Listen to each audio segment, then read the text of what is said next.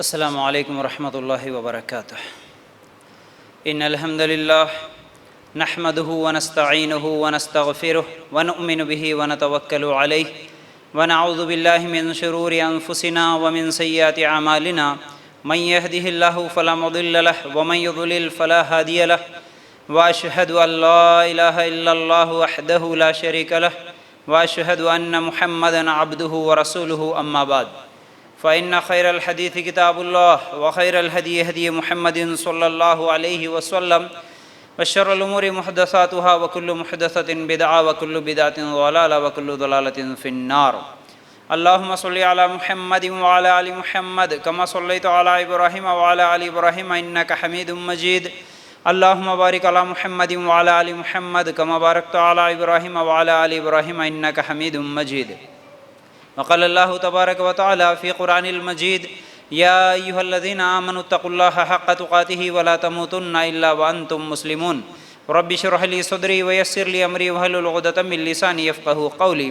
ہر قسم کی تعریف، حمد و ثنا، کبریائی اور بڑائی اس اللہ رب العزت کے لیے ہیں جو تمام جہانوں کا پالنے والا رب ہے، اور اسی طرح اس کے آخری نبی محمد الرسول اللہ صلی اللہ علیہ وسلم پر بے شمار درود و سلام ہو۔ حمد و ثنا کے بعد آج ہم لوگ سیرت عثمان رضی اللہ تعالی عنہ اس عنوان کے تحت قرآن و سنت کی روشنی میں انشاءاللہ کچھ باتیں سنیں گے، جیسا کہ پچھلے ہفتے بھی اسی عنوان کے تحت ہم لوگ کچھ باتیں سن چکے تھے، یعنی عثمان رضی اللہ تعالیٰ عنہ کی زندگی کے تعلق سے۔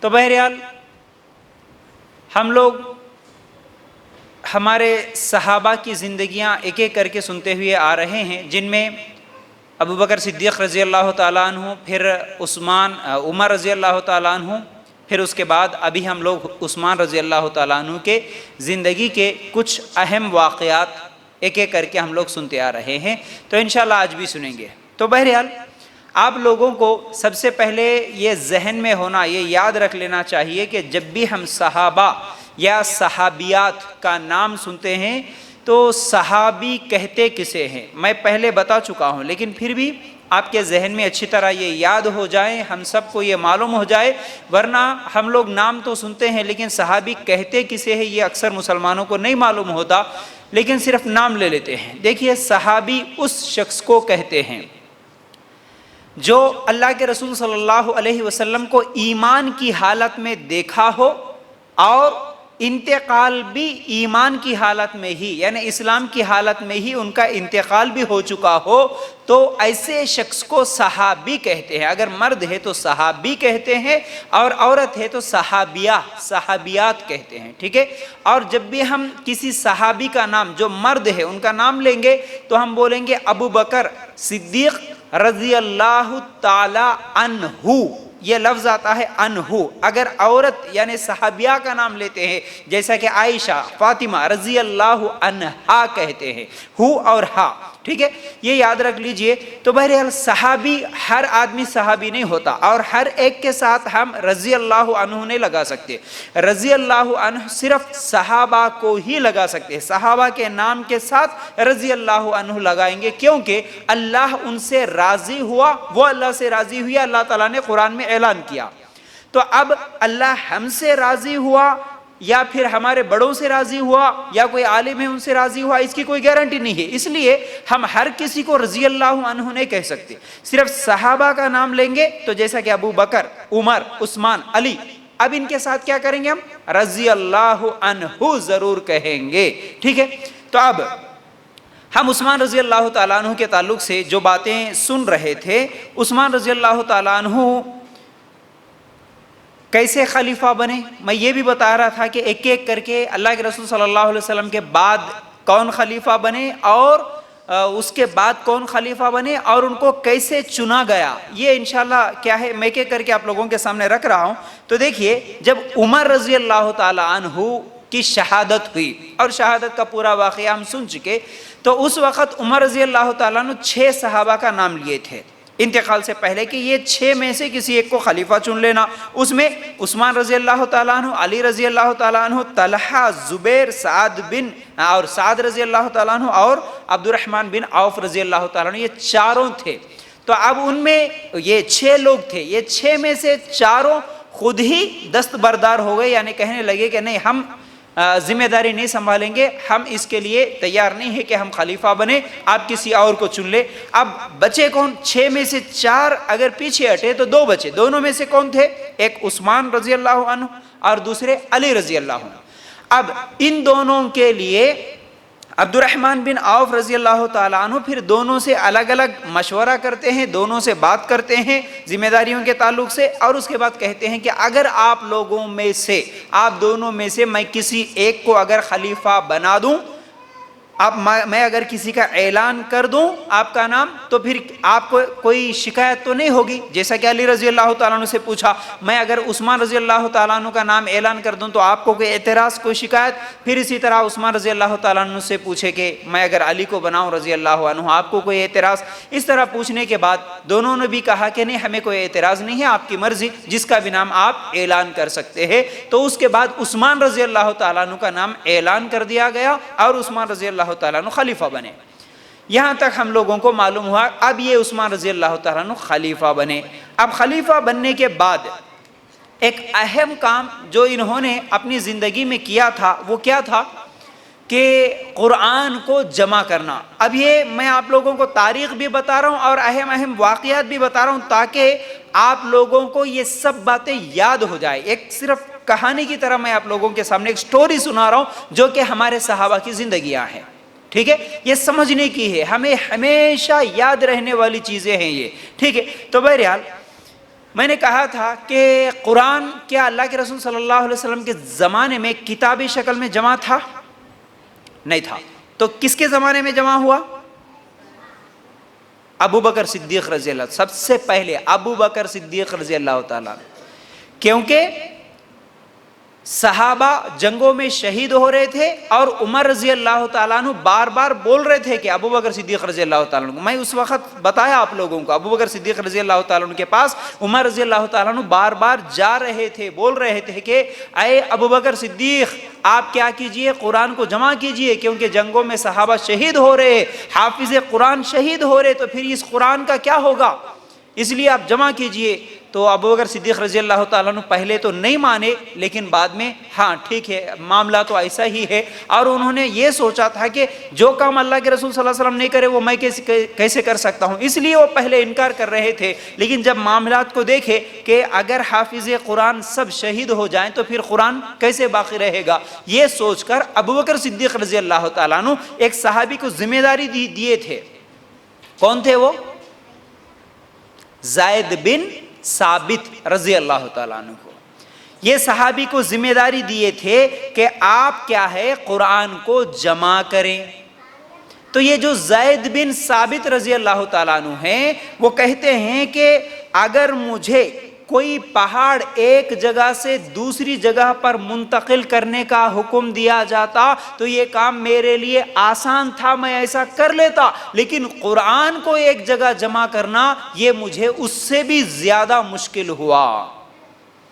قرآن، کیونکہ یہ میں آج آپ لوگوں کو یہ عثمان رضی اللہ تعالیٰ عنہ کی سیرت شروع کرنے سے پہلے، کیونکہ یہ بھی سیرت کا حصہ ہے، اس میں بھی یہ ایک اہم واقعہ ہے، لیکن آپ لوگوں کو، ہر مسلمان کو، اصل ہم جس قرآن کو پڑھتے ہیں، جس کو اللہ کا کلام سمجھتے ہیں، جس کی ثواب کی نیت سے تلاوت کرتے ہیں، اور جس قرآن کو ہر گھر میں رکھا جاتا، تو اس قرآن کے بارے میں ہی اگر ہمیں معلوم نہ ہو کہ یہ قرآن کیسے نازل ہوا، یہ قرآن کیسے جمع کیا گیا، یہ قرآن کے بارے میں اگر ہمیں معلوم ہی نہیں ہے اس کی تاریخ، تو پھر ہمارے لیے پھر کوئی علم ہی نہیں ہے اس کا مطلب ہے۔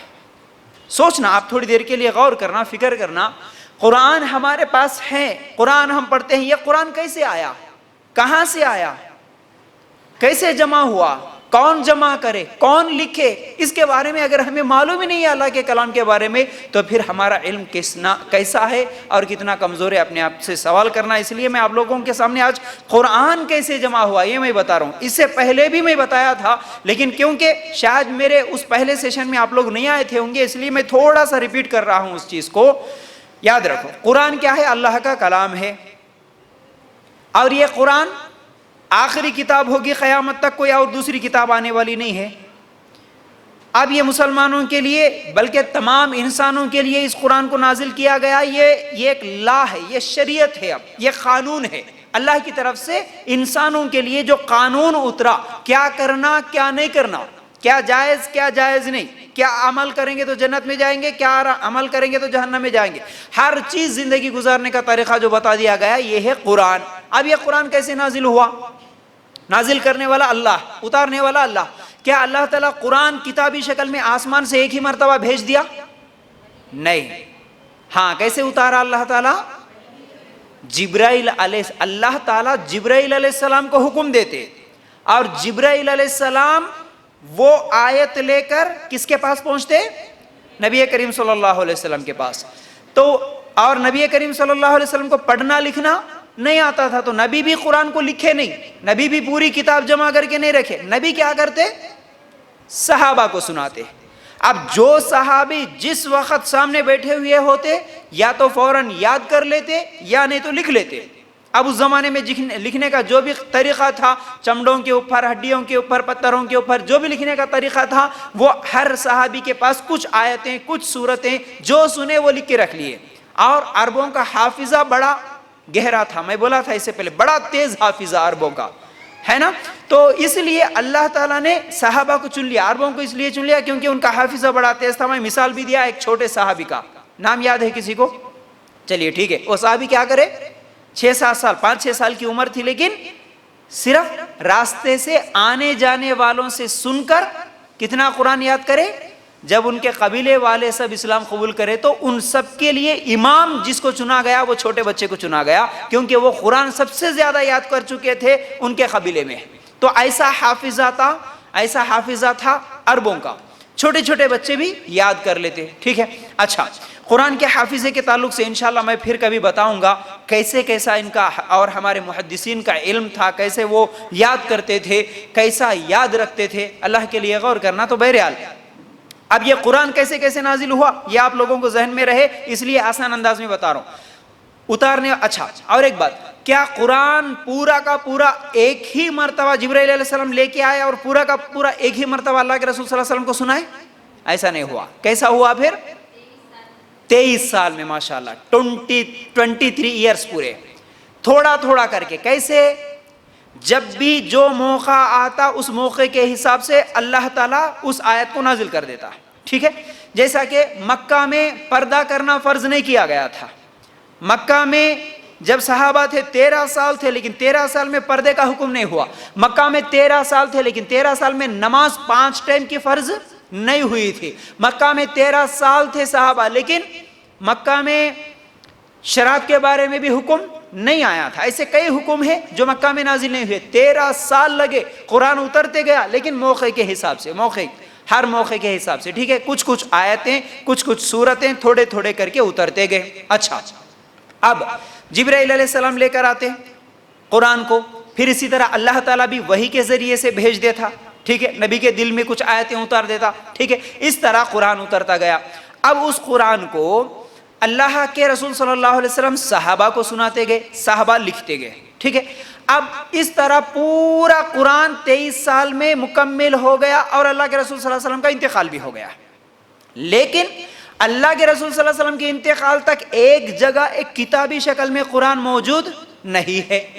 اور دوسری طرف فتوحات جاری ہے، دشمنوں کے ساتھ جنگ چل رہی ہے، اور ایسی جنگوں میں صحابہ شہید بھی ہو رہے، حافظ قرآن شہید ہو رہے، جن کو پورا قرآن یاد تھا ان کی شہادت ہو رہی ہے. اب ایسے حالات میں ابوبکر صدیق رضی اللہ تعالیٰ عنہ کے سامنے عمر رضی اللہ تعالیٰ عنہ آ کے ریکویسٹ کرنے لگے، بار بار بولنے لگے، آئے ابوبکر قرآن کے مسئلے میں کچھ تو کیجئے، آپ جمع کیجئے، کچھ تو کیجئے. تو ابوبکر صدیق رضی اللہ تعالیٰ عنہ پہلے تو انکار کر دیے، لیکن بعد میں مان گئے، اور اس کے بعد یہ ذمہ داری دی زید بن ثابت رضی اللہ تعالیٰ.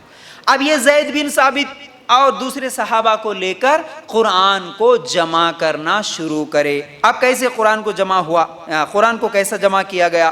دیکھیے، 4 طریقوں سے قرآن کی آیتوں کو تصدیق کرتے تھے. کون؟ زید بن ثابت رضی اللہ تعالیٰ عنہ. کیسے؟ پہلا، ایک تو خود حافظ قرآن تھے زید بن ثابت رضی اللہ تعالیٰ خود حافظ قرآن تھے. اب صحابہ کو بولے اے صحابہ تمہارے پاس جو قرآن ہے، جو آیتیں ہیں، جو تم نبی سے سنے قرآن کی آیتیں، جو مصحف لکھے ہوئے ہیں وہ سب لے کے آؤ میرے پاس. تمہارے پاس جتنے ہیں وہ سب لے کے آؤ. تو پہلے کیا کرتے، بولتے اچھا تمہارے پاس قرآن کی آیت ہے، ایک سورت ہے، سناؤ مجھے. سنتے، سننے کے بعد کیونکہ یہ خود بھی حافظ قرآن تھے تو اب یہ 4 طریقوں سے تصدیق کرتے. پہلے وہ جو قرآن سنا رہے ہیں صحابی، وہ قرآن خود زید بن ثابت رضی اللہ تعالیٰ عنہ کیونکہ حافظ قرآن تھے وہ سنتے، تصدیق کر لیتے. ایک دوسرا کیا ہے، 2 آدمی گواہ، جب تک 2 آدمیوں کی نہیں اچھا دوسری چیز کیا ہے اس میں، عمر رضی اللہ تعالیٰ عنہ بھی ساتھ میں تھے. کس کے؟ زید بن ثابت رضی اللہ تعالیٰ عنہ کے. تو عمر رضی اللہ تعالیٰ عنہ اور دوسرے صحابہ، ان لوگوں کو بھی جو کمیٹی بنا کے رکھے تھے، ان لوگوں کے سامنے بھی وہ جو ابھی صحابی لے کر آئے اس آیت کو اور اس آیت کو سناتے. دیکھو یہ آیت آپ بھی سنے تھے کیا؟ ٹھیک ہے. عمر رضی اللہ تعالیٰ عنہ بھی اگر کہتے ہیں کہ ہاں یہ آیت اتری تھی میں بھی سنا تھا، ٹھیک ہے. تیسرا طریقہ، 2 آدمی جب تک گواہی نہیں دیتے کہ ہاں یہ آیت فلاں وقت فلاں جگہ اتری، میں بھی دیکھا تھا، گواہی 2 آدمیوں کی جب تک نہیں لیتے تو اس وقت تک کسی اور صحابی کے پاس سے کوئی آیت نہیں لیتے. پھر چوتھا یہ کہ پیش کردہ آیت یعنی جو صحابی آ کے سنائے اس آیت کے مقابلے میں دوسرے صحابہ بھی جو لکھے آیتیں، وہ آیتوں کو ان آیتوں سے مقابلہ کیا جاتا. مطلب یہ ہے کہ نبی سنائے، سننے والے ایک نہیں ہوتے نا، کئی صحابہ ہوتے. اچھا تم سنائے نا، ٹھیک ہے، اور یہ آیت اترتے خود کون تھے ان کو بھی بلاؤ. اچھا ان سے بھی سنتے، ان کے پاس لکھی ہوئی ہے کیا؟ تمہارے پاس بھی لکھی ہوئی، ان کے پاس بھی لکھی، ان کے پاس بھی لکھی ہوئی. اچھا تم سنا رہے. اس طرح جتنے لوگوں کے پاس وہ آیت ہوتی ایک دوسرے کے ساتھ مقابلہ کر کے دیکھ کے اس کے بعد زید بن ثابت رضی اللہ تعالیٰ عنہ ایک نسخہ بنائے. یاد رکھو، اگر نہیں سمجھ میں آیا تو بعد میں سوال کر لینا. اب یہ سب ایک نسخہ قرآن کا جو کہ الگ الگ آیتیں الگ الگ صورتوں کی شکل میں صحابہ کے پاس تھا، اب ایک جگہ جمع ہوا. کس کے زمانے میں؟ جی کنفیوز میں ہے بی سمجھ میں نہیں آئی بات. ابو بکر صدیق رضی اللہ تعالیٰ عنہ کے زمانے میں. یاد رکھ لو، اللہ کے رسول صلی اللہ علیہ وسلم کے انتقال کے فوراً بعد ابو بکر صدیق رضی اللہ تعالیٰ عنہ کے زمانے میں قرآن ایک مصحف کی شکل میں، ایک نسخے کی شکل میں تیار ہو گیا. اب یہ جو نسخہ تیار ہوا اس میں ہر سورت الگ الگ تھی. مطلب جیسا کہ سورہ فاتحہ ہے قرآن کا سب سے پہلا سورہ، دوسرا سورہ کون سا ہے؟ سورہ بقرہ. تیسرا سورہ کون سا ہے؟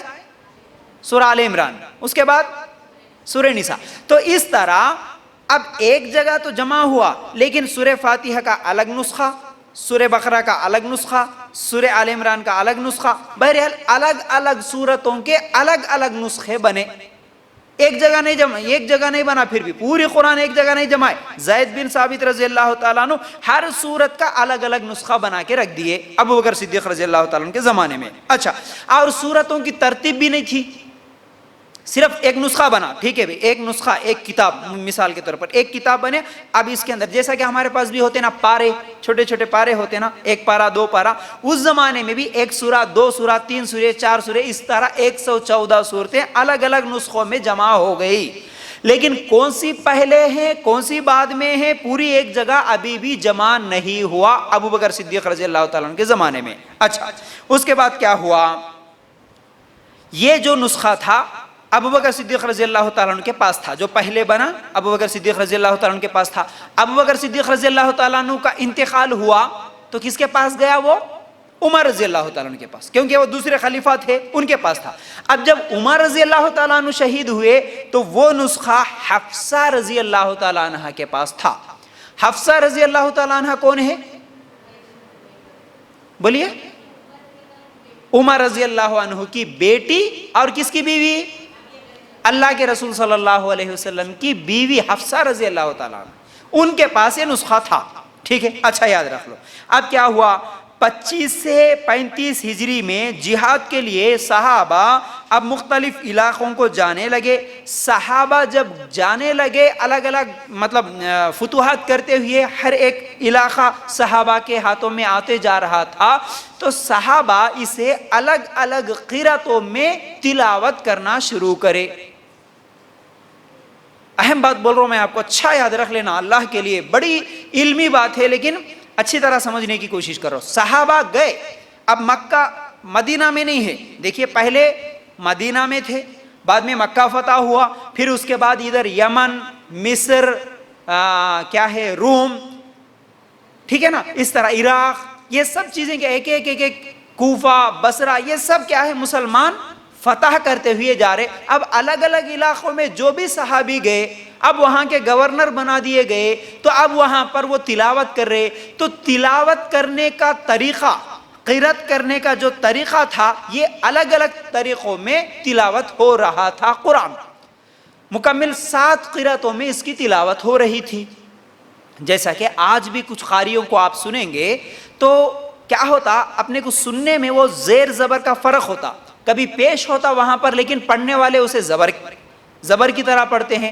لیکن کیونکہ یہ سب صحابہ عربی زبان کے ماہر تھے تو مطلب میں، میننگ میں کوئی فرق نہیں ہوتا. جیسا کہ ہم لوگ بھی، اگر ہماری یہاں کی لینگویج اردو ہے، اسی طرح پاکستان کی لینگویج بھی اردو ہے، لیکن بات کرنے کے انداز میں تھوڑے سے حروف الگ ہوتے ہیں.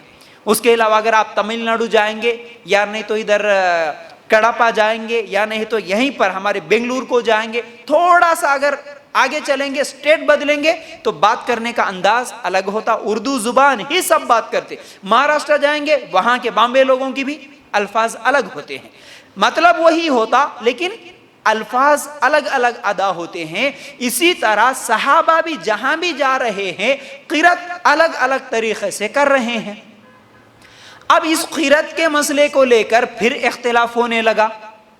ارے یہ صحابی اگر وہاں گئے تو وہاں پر جب نماز پڑھانے لگے تو وہاں کے لوگ بولنے لگے آپ ایسے کیسے پڑھا رہے قرأت، ایسے کیسی قرأت کر رہے، ایسے کیسے قرآن پڑھ رہے، ہم نے تو آج تک نہیں سنا، آپ نیا طریقہ بتا رہے ہم کو.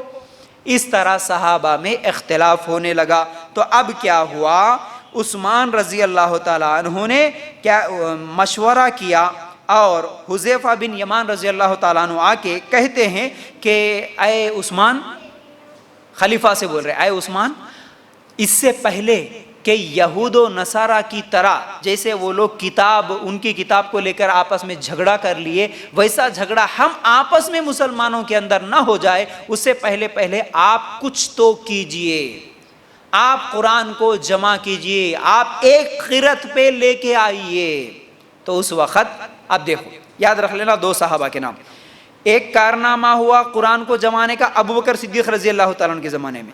اب ایک قرأت پہ جمانے کا کام عثمان رضی اللہ تعالیٰ عنہ کے زمانے میں ہو رہا. کیسے ہوا، عثمان رضی اللہ تعالیٰ عنہ مشورہ کرتے صحابہ سے، اس کے بعد چاروں صحابہ کی ایک کمیٹی بنا کے ایک قرأت میں جمع کرنا پوری قرآن کو، یہ حکم دے دیتے. اب جو بھی جائیں گے ایک قرأت میں قرآن پڑھیں گے، اب اختلاف نہیں رہنا. ٹھیک ہے، اب کیا کرے، اب وہاں پر پھر ایک قرأت میں جمانے کی کوشش ہو رہی تھی. تو اب صحابہ اس قرآن کو جسے کہا جاتا ہے، جو پہلی مرتبہ ایک مصحف کے شکل میں بنی، وہ کس کے پاس ہے ابھی؟ بولیے نا، حفصہ رضی اللہ تعالیٰ عنہ، اللہ کے رسول صلی اللہ علیہ وسلم کی بیوی، عمر رضی اللہ تعالیٰ عنہ کی بیٹی حفصہ رضی اللہ تعالیٰ عنہ کے پاس وہ قرآن ہے. اب عثمان رضی اللہ تعالیٰ عنہ سے منگواتے ہیں. اب اسے منگوا کے اس کو سامنے رکھ کر نبی کریم صلی اللہ علیہ وسلم کے زمانے میں صحابہ کے پاس جتنے بھی صحیفے موجود تھے ان کو بھی منگوائے. اب اس کو اور اس کو دونوں کا مقابلہ کیا. اس وقت تک نئے مصحف میں شامل نہیں کیا جب تک اسے صحابہ کی انفرادی صحیفوں میں دیکھ نہیں لیا. سمجھ میں آ رہی بات؟ ایک کتاب تو ہے ایک جگہ جمع ہوئی جو کہ ابو بکر صدیق رضی اللہ تعالیٰ عنہ کے زمانے میں جمع ہوئی، لیکن ابھی بھی صحابہ کے پاس جو انفرادی طور پر لکھے سو چھوٹے چھوٹے ہے نا، مطلب کسی کے پاس ایک سورت ہے، کسی کے پاس ایک آیت ہے، وہ اللہ کے رسول سے سنے سو جتنی بھی قرآن لکھ کے رکھ لیے ہر صحابی کے پاس ہے. پھر اعلان ہوا کہ اے صحابہ تمہارے پاس جتنا بھی ہے قرآن لکھا ہوا اسے لے کر آؤ. اب پھر وہ پورا قرآن اور یہ جو ابو بکر صدیق رضی اللہ تعالیٰ عنہ کے زمانے میں جمع ہوا، یہ ایک قرآن کا نسخہ، اس کو دونوں کو دیکھتے ہوئے پھر ایک نیا نسخہ بنائے عثمان رضی اللہ تعالیٰ عنہ کے زمانے میں۔ اب ایک نیا نسخہ، اب اس نئے نسخے کو عثمان رضی اللہ تعالیٰ عنہ کے زمانے میں جب بنایا گیا تو سب بنانے کے بعد اب باقی صحابہ کے پاس جتنے نسخے تھے ان سب کو جلا دیے عثمان رضی اللہ تعالیٰ عنہ، اب باقی رکھے صرف ایک تو وہ جو ابو بکر صدیق رضی اللہ تعالیٰ عنہ کے زمانے میں تھا، اب پھر عثمان رضی اللہ تعالیٰ عنہ کے زمانے میں جو قرآن بنا۔ اب یہاں پر سورتوں کی بھی ترتیب دی گئی عثمان رضی اللہ تعالیٰ عنہ کے زمانے میں۔ پہلے سورتوں کی ترتیب نہیں تھی، جیسا کہ آج ہم قرآن کھولتے ہی سورہ فاتحہ ہے، اس کے بعد بقرہ ہے، اس کے بعد آل عمران ہے۔ یہ نہ ابو بکر صدیق رضی اللہ تعالیٰ عنہ کے زمانے میں تھی نہ عمر رضی اللہ تعالیٰ عنہ کے زمانے میں۔ کب؟ عثمان رضی اللہ تعالیٰ عنہ کے زمانے میں سورتوں کی ترتیب بنی۔ اچھا، آپ کو معلوم ہے عثمان رضی اللہ تعالیٰ عنہ کے زمانے میں اب ایک قرآن ایک جگہ جمع ہوا جو کہ الگ الگ صورتوں میں تھا، وہ سب ایک جگہ ایک کتاب میں جمع تو ہوا، لیکن اس کتاب میں بھی ابھی تک نہ زیر زبر نہ نقطے، زیر زبر پیش نقطے ان کے بغیر ہی وہ قرآن تھا، کیونکہ وہ لوگ عربی زبان جاننے والے تھے، ان کو زیر زبر پیش اور نقطوں کی ضرورت نہیں تھی۔ مثال کے طور پر جو لوگ اردو میڈیم پڑھے ہیں، اردو لکھتے ہیں، آپ لوگ اردو پڑھتے ہیں، کیا اردو میں زیر زبر پیش ہوتے ہیں؟ نہیں ہوتے۔ عربی میں جیسے ہوتے ہیں ویسے اردو میں نہیں ہوتے، لیکن زیر زبر پیش کے بغیر ہی ہم لوگ اردو کے ان الفاظوں کو کہاں پیش آنا کہاں زیر آنا ہم لوگ پڑھ لیتے ہیں۔ اسی طرح وہ صحابہ عربی زبان کے ماہر تھے، ان کو بھی زیر زبر پیش کی ضرورت نہیں پڑی۔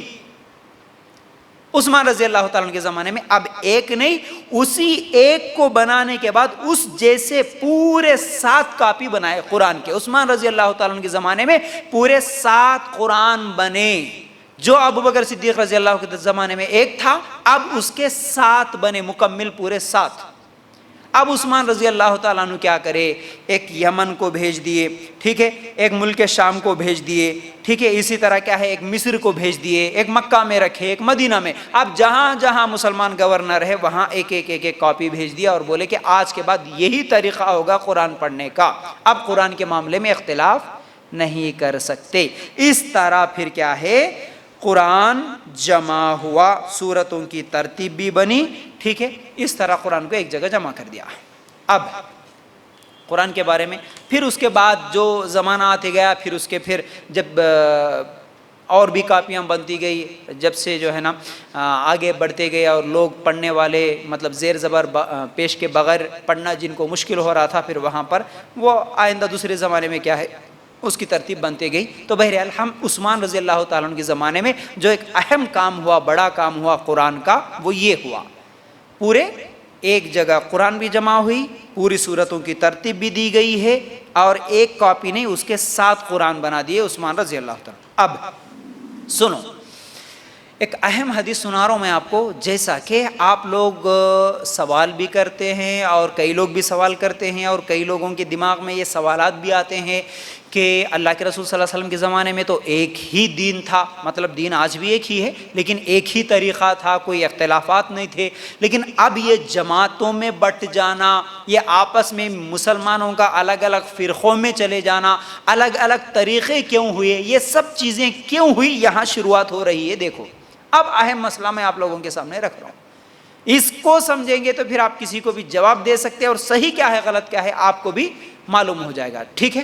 اب ایک مرتبہ عمر رضی اللہ تعالیٰ عنہ اپنے زمانے، اپنی خلافت میں عمر رضی اللہ تعالیٰ عنہ سوال کرتے، کیا کہ تم میں سے کوئی فتنوں کے بارے میں نبی کریم صلی اللہ علیہ وسلم سے جو باتیں سنے تھے، کوئی ہے مجھے سنائیے فتنوں کے بارے میں۔ تو حذیفہ رضی اللہ تعالیٰ عنہ اٹھے اور کہنے لگے، اے عمر، انسان کے لیے اس کا مال، اس کی اولاد یہ فتنہ ہے۔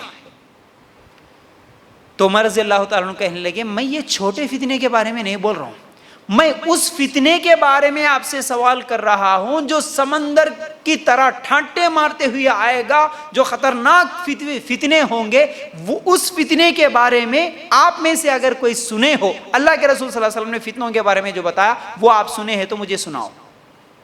تو حذیفہ رضی اللہ تعالیٰ عنہ کہنے لگے ہاں اے عمر رضی اللہ تعالیٰ عنہ، ایک فتنہ آئے گا، اچھی طرح سمجھنا اس حدیث کو، ایک فتنہ آئے گا اور اس فتنے سے آپ تو محفوظ رہیں گے، آپ کو کوئی خطرہ نہیں ہوگا۔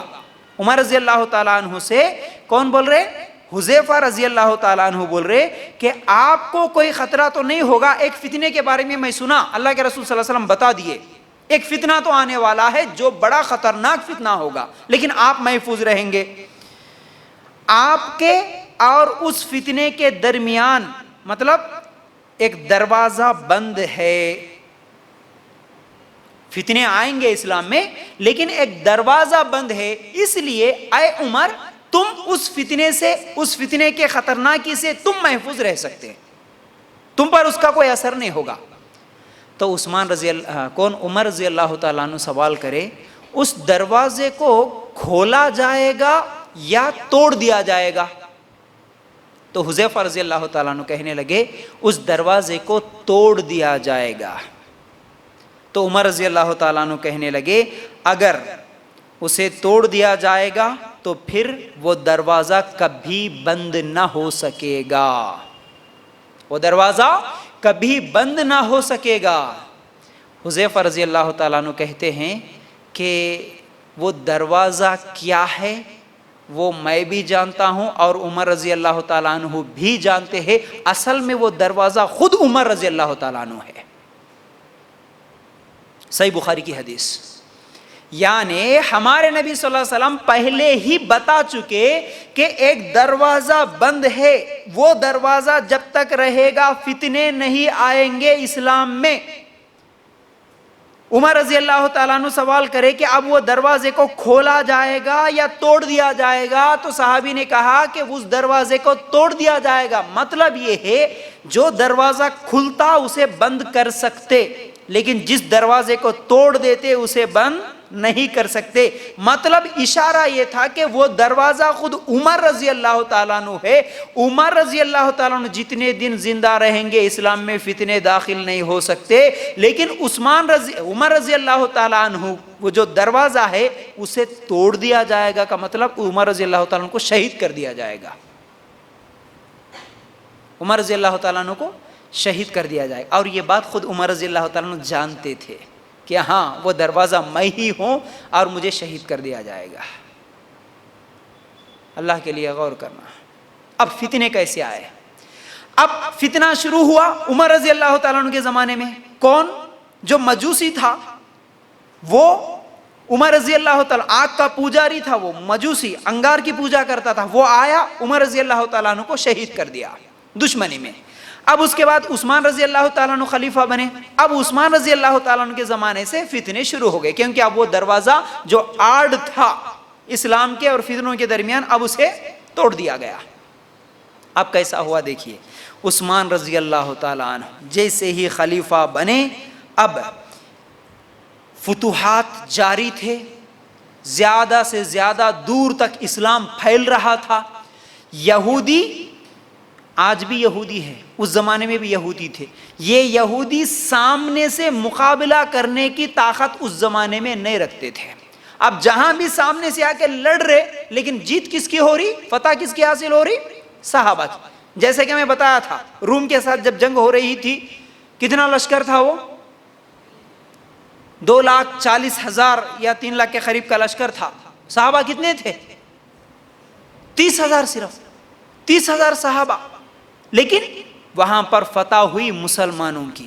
اب یہ جہاں بھی جا رہے صحابہ فتح حاصل کر رہے۔ اب یہ سب منظر دیکھتے ہوئے یہودیوں نے سوچا کہ اب ہم مسلمانوں کا آمنے سامنے ٹھہر کے تو فائٹ نہیں کر سکتے، مقابلہ نہیں کر سکتے، اب ان کے اندر ہی گھس کر ان کو کچھ تو بھی نقصان پہنچانا۔ اب یہ سوچے، عمر رضی اللہ تعالیٰ عنہ کی شہادت ہو گئی، عثمان رضی اللہ تعالیٰ عنہ کے زمانے میں عبداللہ ابن سبا یہودی اسلام کا چولا پہن کر، مطلب میں بھی مسلمان ہوا بول کے آ گیا، مسلمانوں کے ساتھ رہنے لگا. لیکن تھا کون وہ؟ بولنا. یہودی تھا. کون؟ نام کیا ہے؟ عبداللہ ابن سبا. یہودی.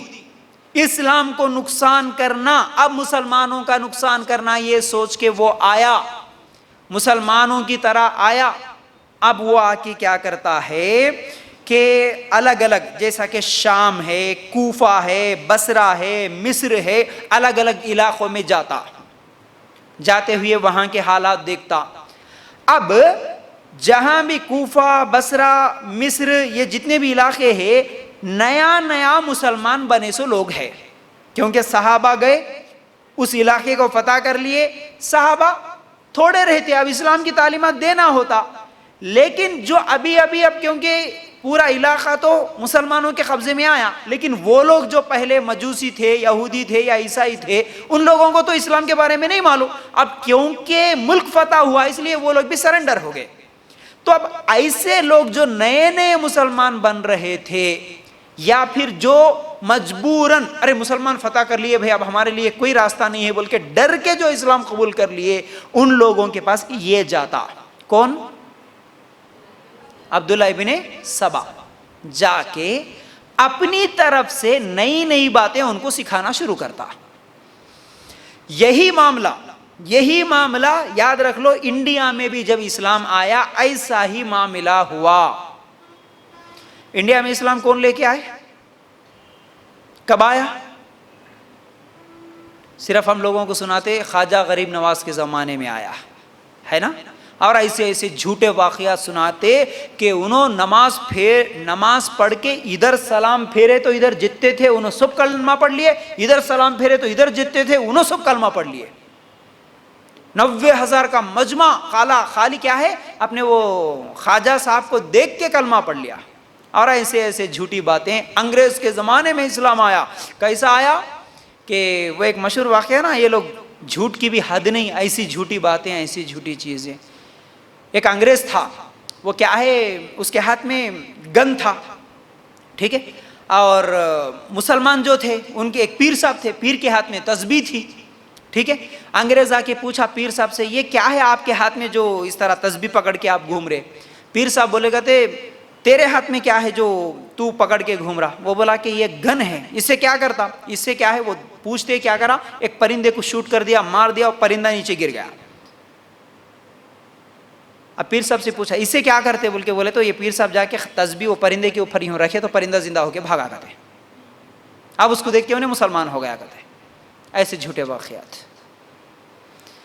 صحابہ کے زمانے میں اسلام آیا، صحابہ کے زمانے میں ہی اسلام یہاں تک آیا. عربوں کے ساتھ صحابہ اور صحابہ کے بعد تابعین، ان لوگوں کی تجارت چلتی تھی، بزنس چلتا تھا. محمد بن قاسم رحمۃ اللہ علیہ صحابہ کے بعد تابعین کے زمانے میں وہ یہاں آ کے ہندوستان میں بزنس کر کے گئے.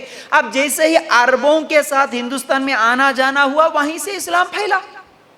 اب جیسے نیا نیا اسلام آیا، اب جتنے بھی لوگ اسلام قبول کرے نئے نئے، ان کو کیا معلوم بھائی. آج بھی اگر کسی غیر مسلم کو اسلام کیا ہے بتا کے اگر کلمہ پڑھائے تو اس کو کیا معلوم، کچھ بھی نہیں معلوم. ٹھیک ہے بھائی، اچھا اسلام کے فضائل سنے گا اور کلمہ پڑھ لے گا، اس کے بعد تم جو سکھاتے وہ سیکھ لیتا نا انہیں. تم درگاہ کے پاس جھکنا یہی اسلام ہے بولے تو انہیں وہی صحیح، یہی صحیح سمجھتا.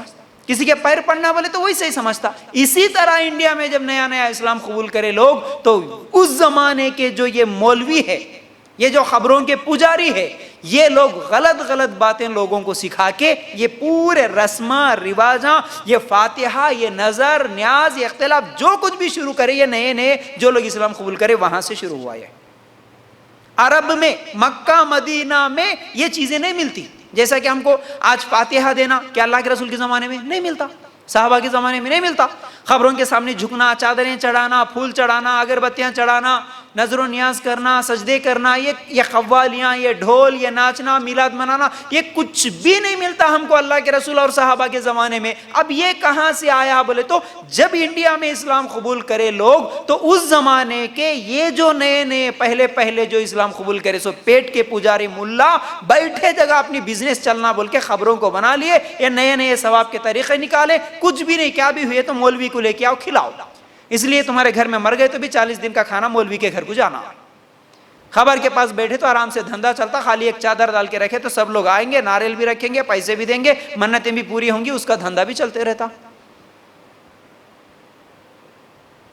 یہ انڈیا کی حالت بتا رہا ہوں میں. اصل میں یہ کیسے شروع ہوا؟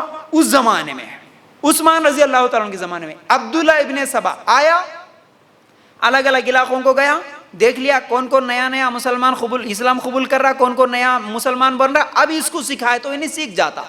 اب اس نے اپنی طرف سے نئی نئی حدیثیں، جھوٹی حدیثیں اپنی طرف سے گھڑنا شروع کیا. ایک بات. دوسرا کیا کرا؟ دیکھو لوگوں کو گمراہ کرنے کے لیے عیسیٰ علیہ السلام قیامت سے پہلے دوبارہ آتے کہ نہیں آتے اس دنیا میں؟ آتے. ہم سب مسلمانوں کا عقیدہ ہے عیسیٰ علیہ السلام پھر دنیا میں آتے. کیا عیسیٰ علیہ السلام کا انتقال ہوا؟ نہیں ہوا. عیسیٰ علیہ السلام زندہ ہے، اللہ تعالیٰ نے اٹھا لیا اور قیامت سے پہلے آئیں گے. تو اب اس نے کیا کیا؟ عیسیٰ علیہ السلام دوبارہ آ سکتے، لیکن نبیوں میں سب سے افضل نبی کون ہے؟ ہمارے نبی محمد رسول اللہ صلی اللہ علیہ وسلم. جب عیسیٰ علیہ السلام آ سکتے تو ہمارے نبی کیوں نہیں آتے؟ عیسیٰ علیہ السلام زندہ ہے تو ہمارے نبی کیسے مر سکتے؟ حالانکہ سب سے افضل ہے نا. اس لیے ہمارے نبی مرے نہیں، نبی زندہ ہے. نیا ایک طریقہ شروع کر دیا. دوسرا ایک فتنہ کیا کرا؟ علی رضی اللہ تعالیٰ عنہ کے لے کے. علی رضی اللہ تعالیٰ عنہ اللہ کے رسول صلی اللہ علیہ وسلم کے کون ہیں؟ داماد ہے. زور سے بولنا تاکہ بات اچھی طرح سمجھ میں آتی. داماد ہے. اب اس نے کیا کیا؟ اللہ کے رسول کے بعد اگر کسی کو خلافت، ذمہ داری، عہدہ ملنا تھا تو سب سے زیادہ حق کون رکھتے؟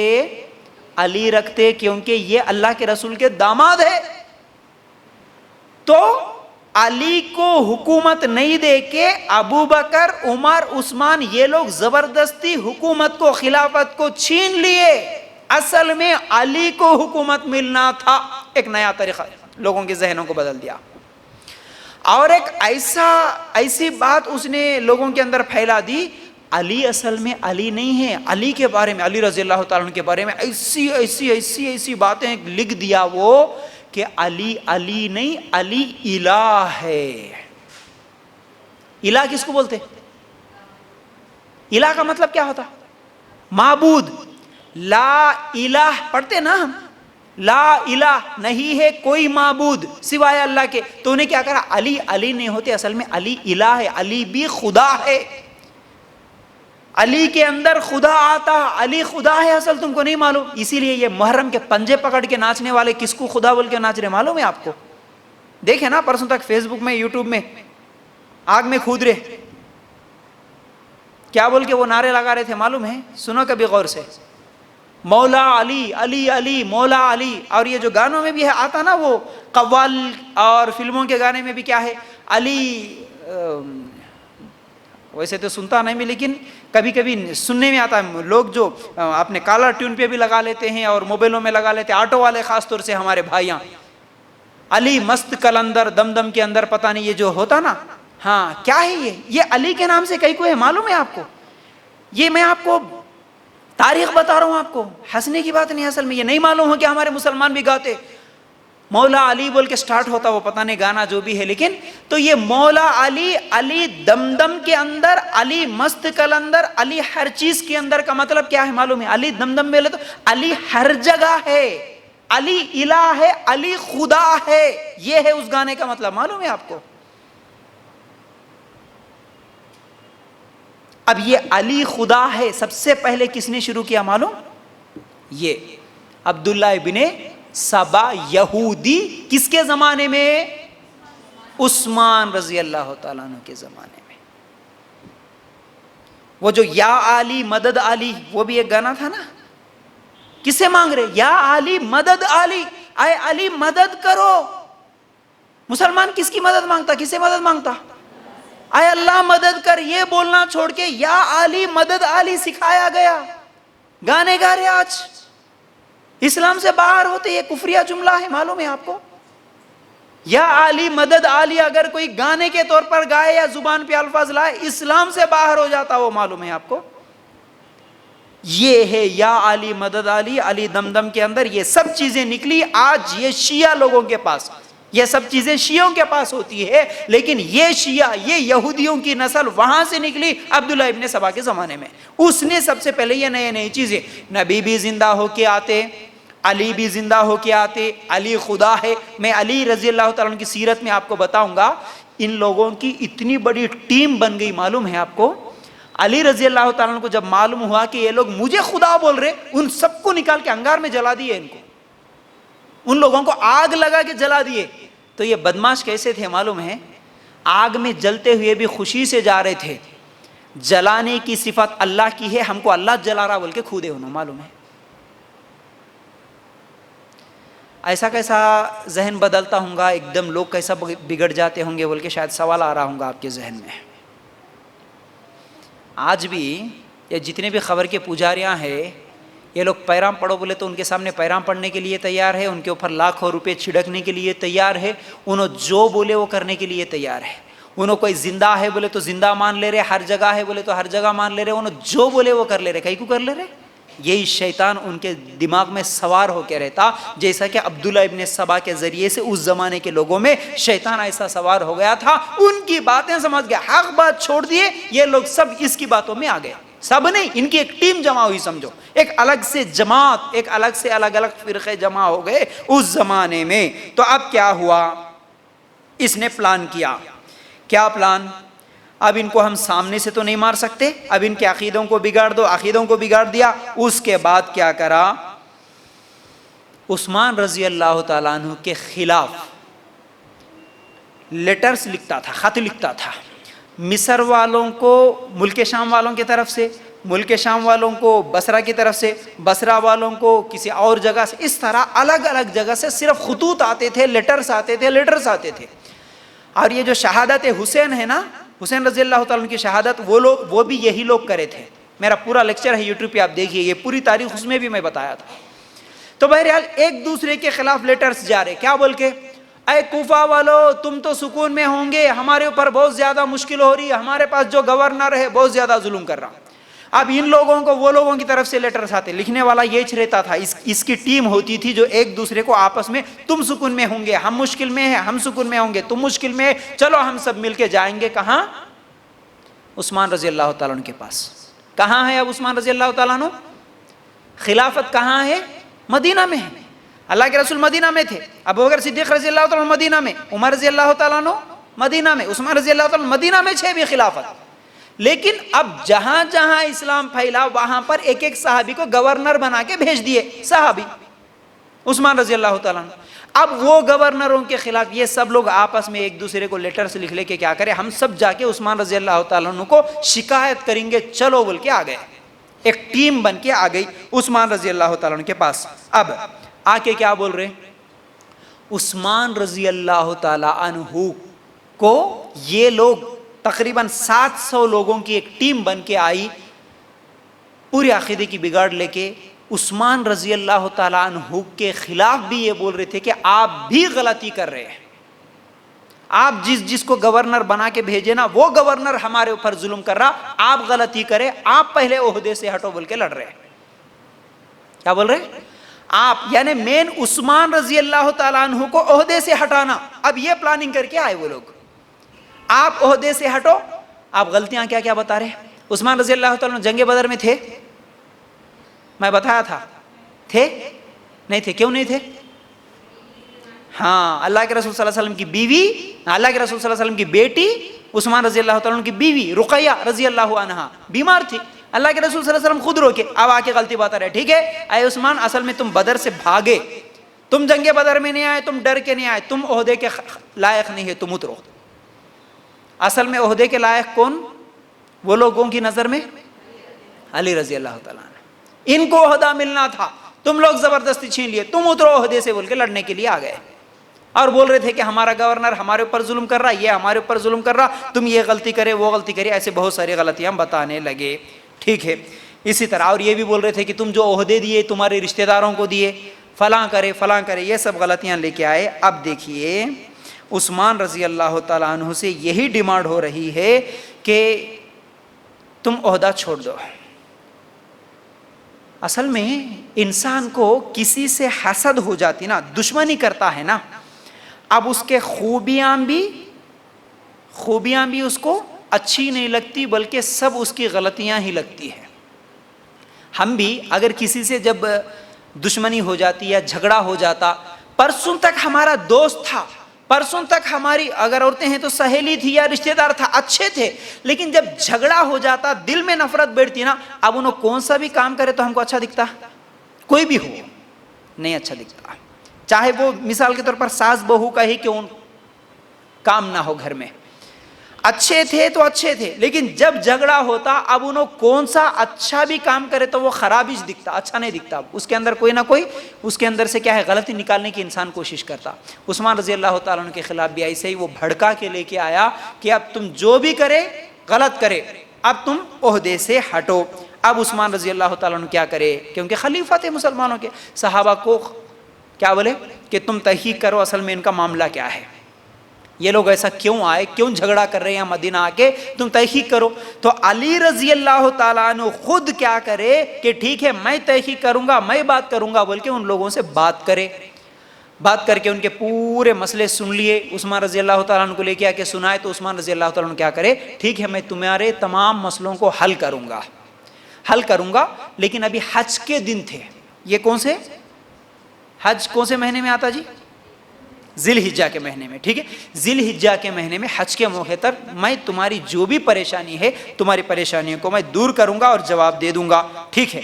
اب کیا ہوا کہ علی رضی اللہ تعالیٰ عنہ لوگوں سے بات کر کے بولے ٹھیک ہے تمہارے پورے مسئلے حل ہو جائیں گے، تم لوگ واپس چلے جاؤ، اپنے اپنے علاقوں کو واپس تو چلے جاؤ۔ جیسے ہی اب وہ لوگ واپس جا رہے تھے، کچھ دن تھے مدینہ میں، یا 2-3 دن یا 4-5 دن جو بھی تھے، یہ سب معاملہ ہوا، گرم لڑائی جھگڑے کی نوبت آ گئی، پھر بھی سمجھا دیے جو بھی ہوا، اب وہ لوگ واپس جانے کا ارادہ کرے۔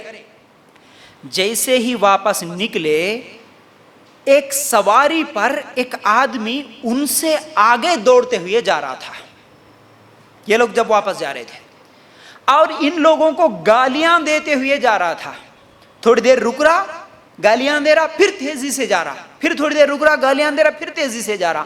اب یہ لوگوں کو شک ہوا اصل میں یہ کون ہے، یہ لوگ دوڑتے ہوئے گئے اور اس آدمی کو پکڑ لیے جو واپس جا رہے تھے، مدینہ چھوڑ کے واپس نکلے یہ لوگ۔ اب اس کو پکڑے تو اس کے ہاتھ میں ایک لیٹر ملا، اس لیٹر میں کیا لکھا ہوا تھا معلوم ہے؟ یہ لوگ اب جیسے ہی وہاں پر پہنچے، مصر پہنچے، یہ جتنے بھی لوگ آئے، تم وہاں پہنچتے ہی ان سب لوگوں کو قتل کر دینا، یہ اس لیٹر میں لکھا ہوا تھا۔ تھوڑا اگر نہیں سمجھ میں آیا تو بعد میں سوال کرنے لا، لیکن یہ سمجھنا ضروری ہے آپ کو یہ بات۔ یہ لوگ آئے، تقریباً 700 کے قریب لوگ، عثمان رضی اللہ تعالیٰ عنہ سے بحث کرے اور ان کا معاملہ حل کرنے کی بات ہوئی، تو یہ لوگ واپس جا رہے تھے، ٹھیک ہے۔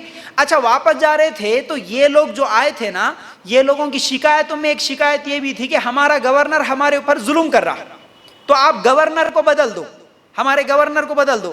تو یہ جو گورنر بدلنے کی بات ہوئی تو عثمان رضی اللہ تعالیٰ عنہ کیا کرے، ٹھیک ہے میں تمہارا گورنر بدل دوں گا، بول کے ایک دوسرے گورنر کو منتخب کر کے ان کے ساتھ بھیج دے رہے تھے، لیٹر لکھ کے بھیجے، دیکھو تم جاتے ہی یہ سنا دینا، وہ گورنر جو ہے وہ ابھی عہدے سے اتریں گے، آپ یہ نئے گورنر کو وہاں پر ذمہ داری دے دینا۔ اب یہ لوگ جا رہے، جاتے جاتے راستے میں آدمی سواری پر جا رہا بڑی تیزی سے، اس کو پکڑ کے جب تحقیق کی گئی تو اس کے اندر لیٹر ہے، لیٹر میں کیا لکھا ہوا ہے، یہ جتنے بھی لوگ مصر پہنچتے ہی ان کو قتل کر دینا۔ اب یہ واپس نکلے سے لوگوں کو کیا سمجھ میں آیا، اچھا ہم لوگوں کو ہی قتل کرنے کی پلاننگ کر کے بھیجے کون؟ عثمان رضی اللہ تعالیٰ عنہ۔ یہاں تو اچھی اچھی باتیں کر کے ہم کو سمجھائے، وہاں جانے کے بعد قتل کرنے کی پلاننگ ہے، فوراً واپس پلٹے، پھر مدینہ کو آئے، مدینہ کو آ کے عثمان رضی اللہ تعالیٰ عنہ کا جو گھر تھا اس گھر کو محاصرہ کر لیے، پورے لوگ آ کے گھیر لیے ہوگا، عثمان گھر کے اندر، پورے لوگ آ کے تلوار ہتھیار جو بھی ہے پکڑ لے کے بیٹھ گئے، دیکھو یہ عثمان رضی اللہ تعالیٰ عنہ ہم کو قتل کرنے کی پلاننگ سے یہ لیٹر لے کے بھیجے۔ علی رضی اللہ تعالیٰ عنہ آئے، دیکھے لیٹر اور پوچھے عثمان رضی اللہ تعالیٰ عنہ سے، آئے عثمان تم ایسا کیوں کرے؟ عثمان رضی اللہ تعالیٰ عنہ بولے اللہ کی قسم کھا کے کہتا ہوں میں نے یہ لیٹر نہیں لکھا، میں نے یہ خط نہیں لکھا، میں کیوں بولوں گا ان کو قتل کر دیں؟ اب وہ لوگ بول رہے نہیں نہیں نہیں نہیں تم ہی لکھے. عثمان رضی اللہ تعالیٰ عنہ بول رہے میں نہیں لکھا. جب تحقیق کی گئی اس کے اوپر جو ایک مہر ہوتی ہے، ایک کیا ہوتا جو بھی خلیفہ کی طرف سے، ہاں سیل جو ہوتی ہے، مہر ہوتا نا سٹامپ کی طرح، ٹھیک ہے، وہ عثمان رضی اللہ تعالیٰ عنہ کا ہی لگایا ہوا تھا اس لیٹر پہ. لیکن جب تحقیق کی گئی تو عثمان رضی اللہ تعالیٰ عنہ کا جو منشی تھا اس نے لیٹر لکھا، اس کی ہینڈ رائٹنگ تھی، اور اس نے چوری سے یہ مہر لگا کے ان کو بھیج دیا تھا. یہی گروپ کا آدمی تھا وہ. یہ لوگ ہی پلاننگ کر کے یہ سب چیزیں بنا کے رکھ دیے تھے. اب وہ لوگ بولے کہ نہیں نہیں، اب ہم کو تو ایک بہانہ مل گیا، چاہے وہ تمہارا منشی کیا، تم نے کیا، ہم کو نہیں مانو، لیکن تم قتل کرنے کی پلاننگ کرے، ذمہ داری تمہاری ہے، تم عہدہ چھوڑو، تم اترو، تم ہٹو اب خلافت سے. یہ لے کے بیٹھے وہاں پر. کتنے دن محاصرہ کیے معلوم ہے گھر کے اندر؟ عثمان رضی اللہ تعالیٰ عنہ گھر کے اندر، یہ لوگ پورے 40 دن بیٹھے ہوئے تھے گھر کے باہر. 40 دن. یہ 40 دن گھر کے اندر نہ کسی کو جانے دیتے، نہ گھر سے باہر عثمان رضی اللہ تعالیٰ عنہ کو نکلنے دیتے.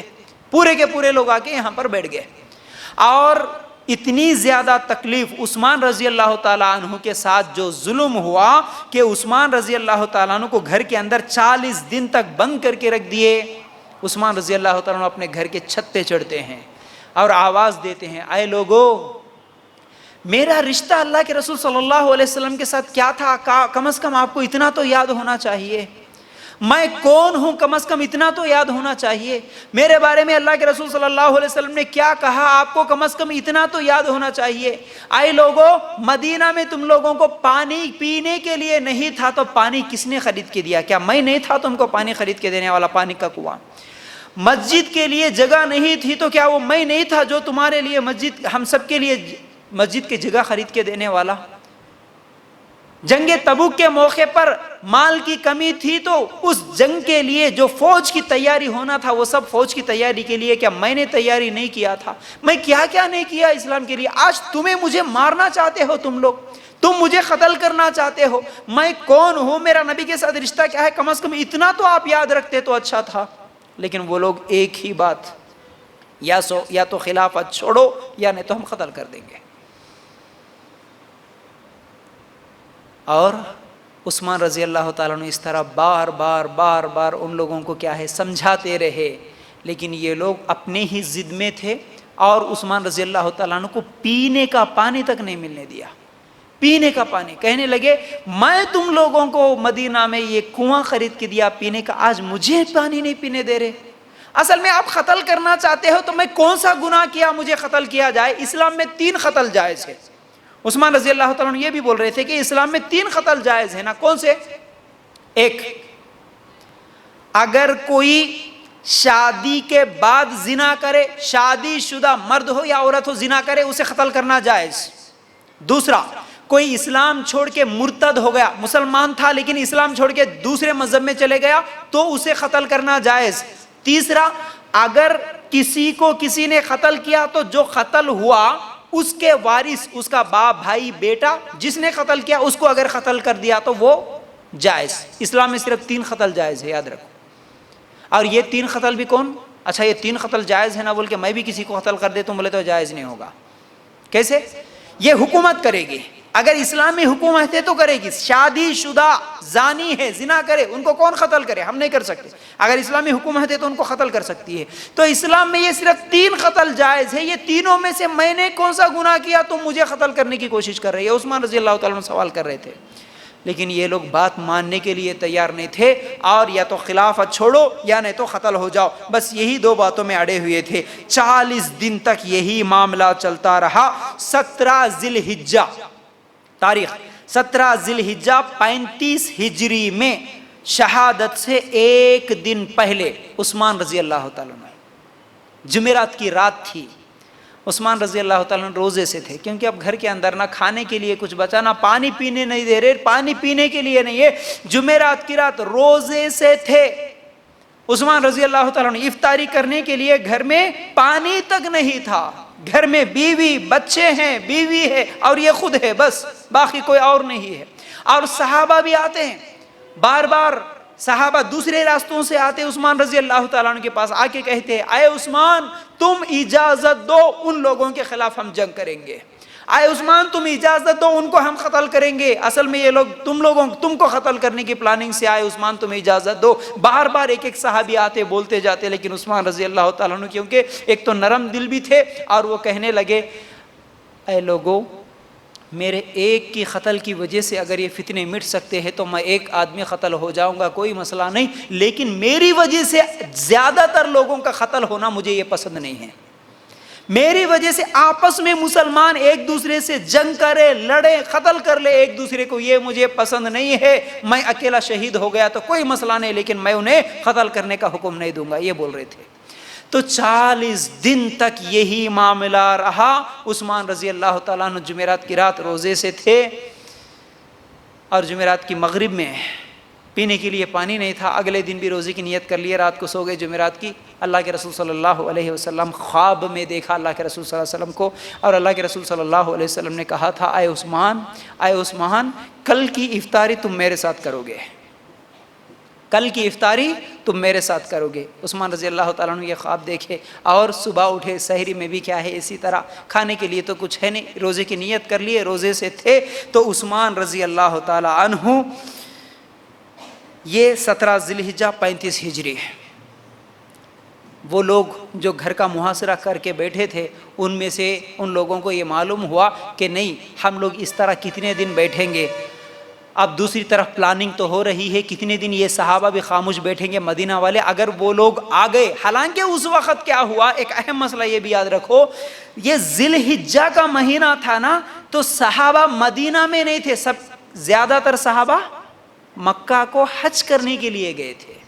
یہ بھی جو پلاننگ ہوئی دیکھیے، اکثر صحابہ، حالانکہ اگر سب صحابہ مدینہ میں ہوتے تو پھر ان لوگوں کی ہمت نہیں ہوتی ہے سب پلان کرنے کی، لیکن صحابہ مکہ کو گئے حج کرنے کے لیے، یہ لوگ آ کے بیٹھ گئے عثمان رضی اللہ تعالیٰ عنہ کے گھر کے پاس۔ اب ان لوگوں کو بھی معلوم ہوا وہ لوگ جو حج کرنے کے لیے گئے، اگر وہ صحابہ آئیں گے مدینہ واپس تو پھر ہماری خیر نہیں رہے گی، یہی بہترین موقع ہے سمجھ کے وہ لوگ گئے، چھت پہ سے چڑھے۔ عثمان رضی اللہ تعالیٰ عنہ اس وقت قرآن کی تلاوت کر رہے تھے، آیا پیچھے سے کسی نے اور تلوار لے کے عثمان رضی اللہ تعالیٰ عنہ کی گردن پہ مارا۔ ان کی بیوی نائلہ روکنے کی کوشش کر رہی تھی، ہاتھ پکڑی تو ان کے ہاتھ کی انگلیاں کٹ چکی تھی، وہ قرآن کی تلاوت کر رہے تھے، اسی حالت میں ان کی گردن سے جو بھی جسم سے خون نکلا، ان کی انگلیاں کٹ کے جو خون گرا، وہ آج بھی کیا ہے قرآن پر وہ ویسا ہی موجود ہے، اور اسی حالت میں عثمان رضی اللہ تعالیٰ عنہ کو وہ لوگ شہید کر دیے۔ عثمان رضی اللہ تعالیٰ عنہ کو یہ لوگ شہید کر دیے۔ جمعہ کا دن تھا، یاد رکھ لیجئے، یہ باغی اس طرح تلوار لے کے ٹوٹ پڑے، تو بہرحال عثمان رضی اللہ تعالیٰ عنہ کی شہادت ہو گئی۔ اب یہاں پر ایک سوال ہمارے ذہنوں میں آ سکتا ہے، وہ یہ ہے کہ عثمان رضی اللہ تعالیٰ عنہ پھر خلافت کیوں نہیں چھوڑے؟ اگر وہ لوگ آ کے ڈیمانڈ کر رہے تھے کہ آپ خلافت چھوڑ دو، ذمہ داری چھوڑ دو، کیوں نہیں چھوڑے؟ کیونکہ عثمان رضی اللہ تعالیٰ عنہ کو اللہ کے رسول صلی اللہ علیہ وسلم نے ایک مرتبہ کہا تھا، کیا ہے حدیث کے الفاظ، کہ اے عثمان تمہیں اللہ تعالیٰ ایک خمیس پہنائے گا، اور اس خمیس کو اتارنے کے لیے کچھ لوگ کوشش کریں گے، لیکن اے عثمان تم اس خمیس کو نہیں اتارنا۔ خمیس پہنائے گا کا مطلب ایک ذمہ داری اللہ تم کو دے گا، تم خلیفہ بننے والے ہیں عثمان، یہ اشارہ تھا کہ تم ان کے کہنے پر خمیس نہیں اتارنا۔ تو عثمان رضی اللہ تعالیٰ عنہ کو معلوم تھا یہی ذمہ داری اللہ مجھے دیا، اب میں نہیں اتاروں گا کیونکہ اللہ کے رسول صلی اللہ علیہ وسلم کا حکم ہے۔ اور دوسری بات یہ ہے کہ اگر اس طرح لوگوں کی ڈیمانڈ پر اگر خلافت چھوڑ دے تو خلافت ایک مذاق بن جائے گا۔ اب ہر آدمی کچھ دنوں کے بعد آئے گا، ایک ٹیم بنائے گا، تم اترو جی امیر ہم بنیں گے، کچھ دنوں کے بعد اور ایک آئے گا، وہ بولے گا تم ہٹو ہم بنیں گے، یہ ایک کھلواڑ بن جائے گا۔ اس لیے عثمان رضی اللہ تعالیٰ عنہ نے سوچا کہ میں اکیلا شہید ہو جاؤں کوئی پرواہ نہیں، لیکن آپس میں نہ مسلمان لڑے، میری وجہ سے کوئی خون ریزی ہو، میری وجہ سے کوئی کسی کو تکلیف نہ ہو، یہ سوچ کر عثمان رضی اللہ تعالیٰ عنہ شہید ہو گئے۔ لیکن آپس میں لڑنے سے کیا ہے، مسلمانوں کو لڑانے سے، ان تمام چیزوں سے کیا ہے روک کے رکھے۔ یہ ہے عثمان رضی اللہ تعالیٰ عنہ کی شہادت کا واقعہ، عثمان رضی اللہ تعالیٰ عنہ کی زندگی کے کچھ حالات۔ اب یہاں سے فتنے شروع ہوئے۔ اب ان کے بعد یعنی عثمان رضی اللہ تعالیٰ عنہ کے بعد جو خلیفہ بننے والے ہیں وہ کون ہیں؟ علی رضی اللہ تعالیٰ عنہ۔ انشاءاللہ پوری کوشش کروں گا کہ اگلے اتوار کو علی رضی اللہ تعالیٰ عنہ کی زندگی کے تعلق سے بھی اسی طرح کچھ اہم باتیں بتاؤں، لیکن آپ کو یہاں سے ایک اہم مسئلہ تو معلوم ہو گیا کہ اسلام میں جو فتنے شروع ہوئے وہ کون سے؟ عثمان رضی اللہ تعالیٰ عنہ کے زمانے سے۔ کس کی طرف سے؟ یہودیوں کی طرف سے، یہودیوں کی پلان، عبداللہ ابن سبا، یہاں سے فتنے شروع۔ اب یہیں سے دو جماعتیں بھی بنی، معلوم ہے آپ کو، دو جماعتیں یہیں سے شروع ہوئی۔ مسلمانوں میں اب تک کوئی جماعت نہیں تھی، سب کی ایک ہی جماعت تھی۔ دو جماعتیں جو شروع ہوئی، اس نے شروع کیا وہ یہ ہے کہ ایک اہل بیت کی محبت کرنے والا، دوسرا صحابہ سے محبت کرنے والا، یہ بھی یہ لوگ ہی بنائے۔ اہل بیت کا مطلب اللہ کے رسول صلی اللہ علیہ وسلم کے گھر والے، ان سے محبت کرنے والے ہیں ہم، بول کے ایک جماعت شروع کر دیا اس نے۔ کون؟ عبداللہ ابن سبا۔ جیسا کہ علی رضی اللہ تعالیٰ عنہ سے محبت، حسن سے محبت، حسین سے محبت، یہ ہم ہیں اصل میں محبت کرنے والے۔ علی رضی اللہ تعالیٰ عنہ کو حکومت ملنا تھا، تم لوگ ظلم کرے بول کے ان کو الگ کر کے یہ لوگوں کا ذہن بنا کے اس طرح ایک ٹیم بنا دیا یہ۔ اب دوسری ٹیم کو کیا بولا کہ تم اصل میں اللہ کے رسول کے خاندان والوں سے، گھر والوں سے تم محبت نہیں کرتے، ابو بکر، عمر، عثمان، تم اصل میں مرتد ہو، تم اصل میں اسلام سے باہر ہو۔ آج کے شیعہ بھی بولتے نا، اب شیعوں کے کبھی ویڈیوز دیکھے ہوں گے، دیکھیے آج گالیاں دیتے وہ لوگ، سٹیج پہ بیٹھ کے بیانات کرتے ہوئے ابو بکر، عمر، عثمان رضی اللہ تعالیٰ عنہ کو، عائشہ رضی اللہ تعالیٰ عنہ کو گالیاں دیتے وہ لوگ مسلمان سمجھتے صرف علی رضی اللہ تعالیٰ عنہ اور فاطمہ رضی اللہ، یہ لوگوں کو، نبی کے خاندان والوں کو مسلمان سمجھتے، باقی سب کو گالیاں دیتے یہ شیعہ۔ یہی شیعہ اصل میں اس زمانے میں پیدا ہوئی، عبداللہ ابن سبا کی نسل ہے یہ لوگ۔ یہاں سے دو جماعتیں، حالانکہ ان کے بولنے سے کیا صحابہ اس طرح تھے جو اللہ کے رسول صلی اللہ علیہ وسلم کے خاندان سے، گھر والوں سے محبت نہیں کرتے تھے؟ ایسا تھا نہیں، ایسا کچھ بھی نہیں تھا۔ میں بتاؤں گا بعد میں کس کا رشتہ کس کے ساتھ ہوا۔ اچھا یہاں پر ایک رشتہ بولے تو ایک بات یاد آئی، ہمارے صحابہ کے زمانے میں رشتے بھی کیسا ہوتے تھے، دیکھیے حفصہ رضی اللہ تعالیٰ عنہ، میں بولا تھا نا حفصہ رضی اللہ تعالیٰ عنہ کے پاس کیا تھا؟ قرآن کا نسخہ تھا۔ یہ کیسے تھا یاد رکھو، حفصہ رضی اللہ تعالیٰ عنہ کے شوہر، ان کو پہلے شادی ہو چکی تھی، ان کے شوہر کا انتقال ہو گیا تھا، تو حفصہ رضی اللہ تعالیٰ عنہ کے والد کا نام کیا ہے، ابا کا نام؟ زور سے بولو، ڈاؤٹ میں نہیں بولنا، عمر رضی اللہ تعالیٰ عنہ۔ تو اب صحابہ آپس میں رشتے بھی کیسے کرتے تھے، دیکھیے عمر رضی اللہ تعالیٰ عنہ باپ ہے، حفصہ رضی اللہ تعالیٰ عنہ کا، ان کے شوہر کا انتقال ہوا، باپ عمر رضی اللہ تعالیٰ عنہ آتے ہیں اور کہتے ہیں ابو بکر صدیق رضی اللہ تعالیٰ عنہ سے، کیا آئے ابو بکر میری بیٹی سے نکاح کر لو نا۔ ابو بکر صدیق رضی اللہ تعالیٰ عنہ کہتے ہیں نہیں ابھی تو کرنے کا ارادہ نہیں ہے، بعد میں بولوں گا۔ پھر عثمان رضی اللہ تعالیٰ عنہ سے کہتے ہیں اے عثمان میری بیٹی بیوہ ہو چکی ہے، تم نکاح کر لو۔ کہتے نہیں ابھی تو ارادہ نہیں ہے، میں بعد میں سوچ کے بولوں گا۔ اس کے بعد عمر رضی اللہ تعالیٰ عنہ کہتے ہیں کہ مجھے غصہ آیا، میں دونوں سے پوچھا، دونوں میں سے کسی ایک نے بھی صحیح جواب نہیں دیا، لیکن اصل میں وہ انکار کیوں کرے تھے ابو بکر صدیق رضی اللہ تعالیٰ عنہ، یہ بعد میں بتاؤں گا۔ تو ہوا یوں کہ جیسے ہی اب یہ دونوں کو پوچھے، یہ دونوں بھی انکار کر دیے، مطلب بعد میں بولوں گا بول کے بات کو ٹال دیے۔ لیکن ایک دن، یہ صحیح بخاری کی روایت ہے، ایک دن اللہ کے رسول صلی اللہ علیہ وسلم خود عمر رضی اللہ تعالیٰ عنہ سے کہتے ہیں اے عمر میں تجھے عثمان سے بہتر داماد نہ بتاؤں اور عثمان رضی اللہ تعالیٰ عنہ کو تجھ سے بہتر سسر نہ بتاؤں؟ بات کیا کرے، اللہ کے رسول بول رہے عمر رضی اللہ تعالیٰ عنہ سے اے عمر تم داماد ڈھونڈ رہے نا، کس کو ڈھونڈے؟ تم عثمان رضی اللہ تعالیٰ عنہ سے بات کرے نا، کیا میں تمہیں عثمان رضی اللہ تعالیٰ عنہ سے بھی بہتر داماد نہ بتاؤں؟ اور عثمان رضی اللہ تعالیٰ عنہ بھی شادی کرنے والے ہیں، ان کو بھی شادی کی ضرورت ہے، تو میں عثمان رضی اللہ تعالیٰ عنہ کو تجھ سے بہتر سسر نہ بتاؤں؟ تو بولے کیا ہے بتائیے اللہ کے رسول؟ بولے کہ تیری بیٹی حفصہ کا نکاح میرے ساتھ کر دے اور میری بیٹی کا نکاح میں عثمان سے کروں گا، یوں تجھے داماد جو ملے گا عثمان رضی اللہ تعالیٰ عنہ سے بہتر، یعنی میں تیرا داماد بنوں گا اور میرا داماد عثمان رضی اللہ تعالیٰ عنہ بنے. اس طرح رشتے ہوتے تھے. ابو بکر صدیق رضی اللہ تعالیٰ عنہ بعد میں بولتے کہ اے عمر، اصل میں اس وقت جو انکار کر دیا کس لیے معلوم؟ کیونکہ میں ایک مرتبہ سنا تھا اللہ کے رسول صلی اللہ علیہ وسلم کی زبان سے، اللہ کے رسول کا ارادہ تھا، اس لیے میں خاموش ہوا تیری بیٹی سے نکاح کرنے کا. بیوہ، اس زمانے میں کوئی بیوہ بغیر شادی کے، کوئی خلا لے کے، کوئی طلاق لے کے سالہ سال زندگی گزارتے ہوئے اکیلی پریشان نہیں رہتی تھی. صحابہ آپس میں اس طرح رشتے کر لیتے تھے. اللہ کے لیے غور کرنا. شادی آسان بھی تھی، میں بتایا جیسا کہ کئی مرتبہ، اور شادی کا ہمارا ٹاپک بھی چل رہا ہے. ہر جمعرات کو آپ آئیے. جتنے لوگ پچھلے ہفتے نہیں آئے، میں سمجھتا ہوں کہ آپ بہت زیادہ ایک علمی باتیں آپ لوگوں سے چھوٹ گئی نکاح کے تعلق سے. ہر جمعرات کو چلے گا انشاءاللہ. نکاح کے بارے میں سیریز چل رہا ہے، چاہے 4-5 ہفتے شاید لگ سکتا ہوں گا. تو نکاح کے تعلق سے فرسٹ پارٹ پرسوں جمعرات کو ہو چکا ہے. اگلے جمعرات کو آپ آئیے. تو ہر جمعرات کو نکاح کے تعلق سے، پھر اس کے بعد دوسرا عنوان رہے گا. ہر اتوار کو ہم صحابہ کی سیریز لیے صحابہ کے بارے میں ایک ایک کر کے ہم سنتے آ رہے ہیں. تو الحمدللہ آج اللہ کے فضل سے عثمان رضی اللہ تعالیٰ عنہ کی زندگی کے تعلق سے ہم لوگ کچھ باتیں سنے. تو اگلے ہفتے انشاءاللہ علی رضی اللہ تعالیٰ عنہ کی زندگی کے تعلق سے کچھ اہم باتیں سنیں گے. اللہ تعالیٰ سے ہم دعا کرتے ہیں کہ اللہ ہمیں صحابہ سے سچی محبت کرنے کی توفیق عطا فرما، اور صحابہ کے نقش قدم پر چلنے کی، صحابہ کو آئیڈیل ماننے کی ہم سب کو توفیق عطا فرما.